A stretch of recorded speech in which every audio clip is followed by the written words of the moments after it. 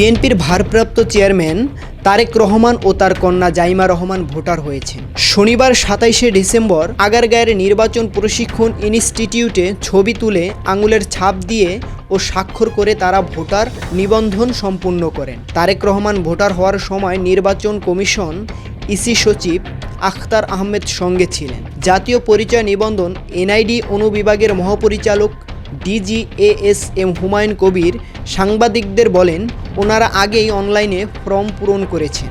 এখন আমাদের কাছে এসেছে কেবল আঙুলের ছাপ ও চোখের আইরিশ দিয়ে নিবন্ধন সম্পূর্ণ করেছেন। এনআইডি ডিজি বলেন, এরপর সফটওয়্যার স্বয়ংক্রিয়ভাবে তথ্য সার্ভারে সার্চ করে দেখবে যে এটা কারো সাথে ম্যাচ করে কিনা। ম্যাচ না করলে 5 থেকে 24 ঘন্টার মধ্যে এনআইডি নম্বর জেনারেটর হবে। এটা আমাদের কারো হাতে নেই। আমাদের কাছ থেকে এনআইডি বা স্মার্ট কার্ড নিতে পারবেন।